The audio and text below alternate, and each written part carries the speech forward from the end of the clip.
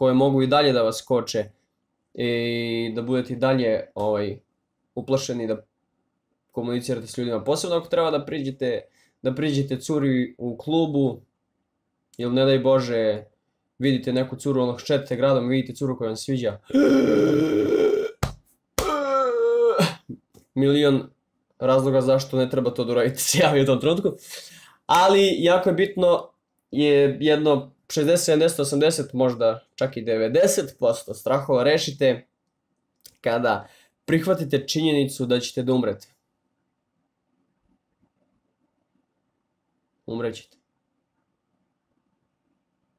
Umirete. Upravo sad. Da.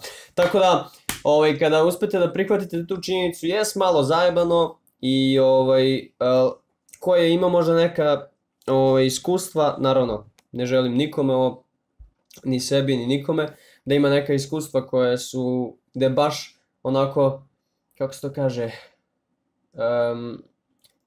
gde baš može da iskusi smrt ili da mu je neko jako blizak umro ili da je on bio u nekoj bliskoj situaciji ili nešto bolestan ili u nekoj saobraćajnoj nesreći ili nešto, daleko bilo, da kucnem u drvo. Ti ljudi se mnogo lakše pomire sa tom činjenicom jer su već bili tu i mnogo tih ljudi promeni svoj život nakon toga. Naravno, ako preživi to i ako ostane mentalno čitav, promeni svoj život nakon toga jer shvati koliko je život zapravo kratak, iako nije kratak, ali jeste kratak i koliko se brzo završi i zapravo shvati da će da se završi, jel da? Jer što si mlađi, to ti sve deluje apstraktno, kao u 40-50 godina ili čak 30, a to sve ide ovako, pa.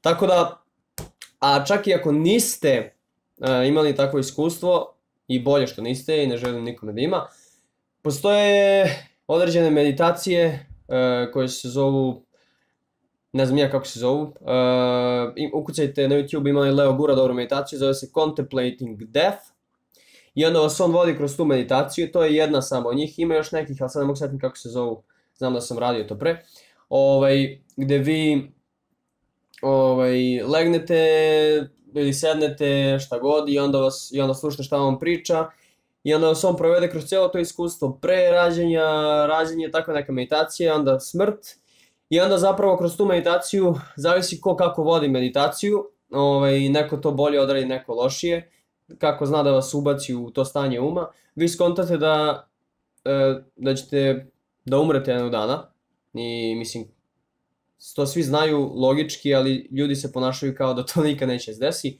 i u tom trenutku vam to da jedan određeni nivo slobode koji je jako veći, je sad kaže jako veći, nego slobodu koju sad imate 100%. Tako da to je jedno od jako bitnih rešenja kako da se oslobodite od straha, da možda priđite i upoznate nekoga ko vam se sviđa, jer onda ideš na faks i pored tebe prođe devojka koja ti se sviđa, svi ono, joj ne, odbit će me, joj ne smem da priđem, joj vidjet će me neko da me ispalila, i onda kažeš, pa dobro, svako ću jednog dana da umrem, ali nije isto kad to znaš logički i kada to znaš ovde, sad znam kako to da opišem, možda nekom narodnom videu bolje artikulišem to, i onda kad to osjetiš, otpustiš taj strah sasvim, jer znaš da nema smisla, i onda samo kažeš ćao, i onda ona kaže ćao, i ti onda kažeš ili ti kažeš ćao, i onda kaže ćao, i ti onda kažeš ok, to je bilo to u ovom videu. Jedan od načina da se oslobodite tog straha jeste da prihvatite činjenicu da ćete da umrete.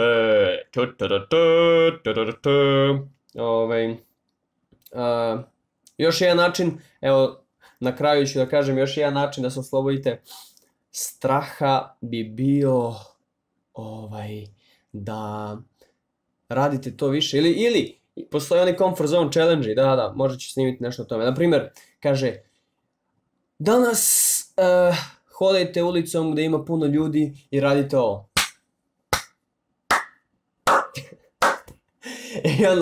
I onda dođete i onda kad treba da krenete raditi to, onda ste fazon, fuck, kako je to, ja sam podrignuo, kao, kako to, ovo je baš teško.